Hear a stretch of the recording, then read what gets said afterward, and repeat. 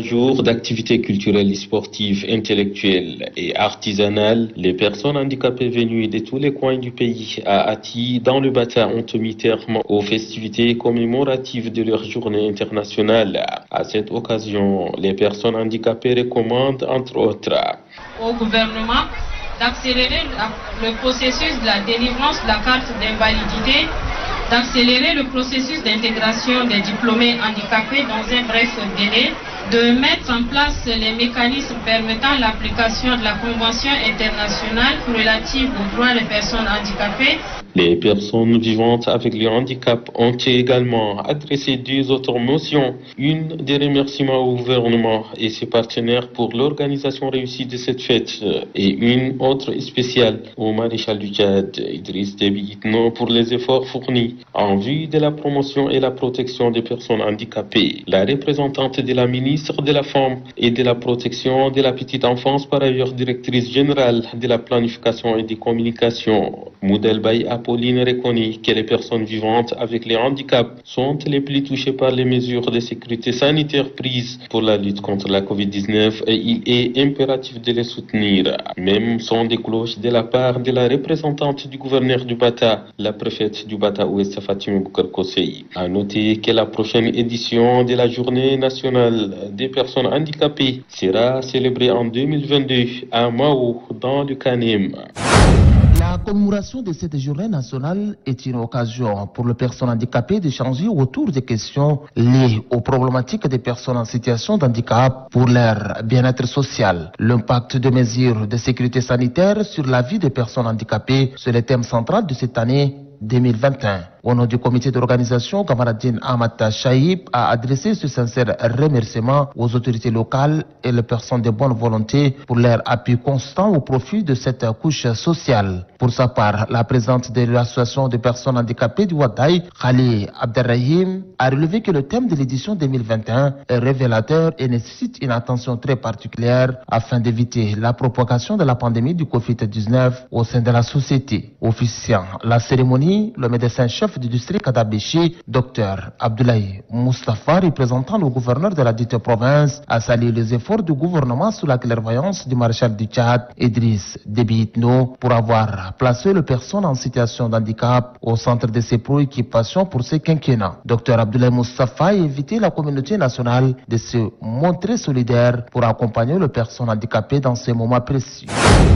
À travers cette rencontre regroupant les militantes et militants du mouvement patriotique du salut de la province du Mayo-Kébi-Est, le secrétaire général provincial de cette formation politique entend donner des orientations claires par rapport aux élections présidentielles prochaines dans notre pays. Selon lui, des dispositions stratégiques doivent être prises en vue de donner une victoire éclatante au candidat du MPS, le président fondateur par ailleurs, le maréchal du Tchad, Idriss Déby Itno, président de la République. Il soutient que l'investiture du président fondateur du MPS au présidentiel d'avril 2021 n'est pas fortuite. Une occasion pour lui d'interpeller ses camarades à faire un travail de proximité pouvant amener la population à la base à voter massivement pour le candidat du MPS. Le camarade fondateur, le maréchal Idriss Déby Itno et le secrétaire général national, lors de leur communication aux congressistes, nous demandent d'être en ordre de bataille et d'être résolus pour la victoire au premier tour.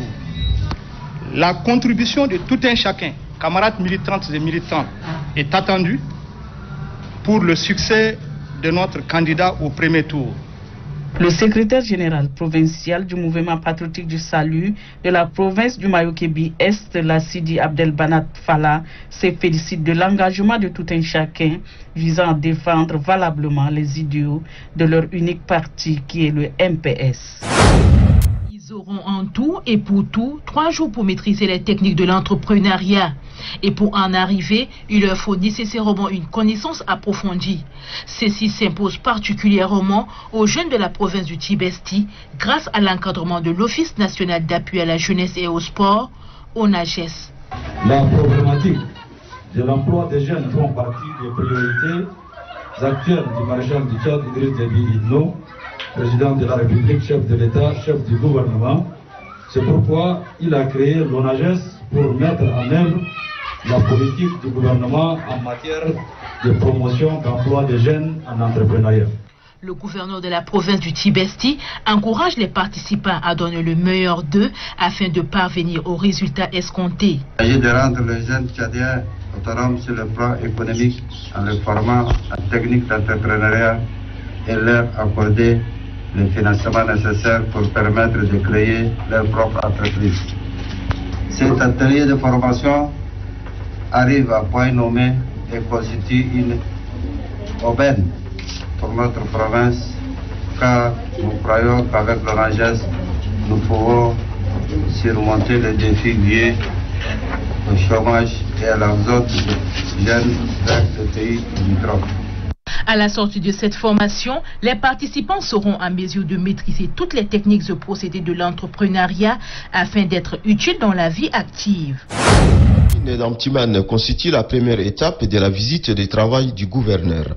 Il s'est rendu pour rencontrer les conseillers municipaux avec à leur tête le maire de la ville d'Amtiman, Amatassan Brémé, qui a présenté la commune qui est opérationnelle depuis 1996 et compte une population de plus de 52 000 habitants.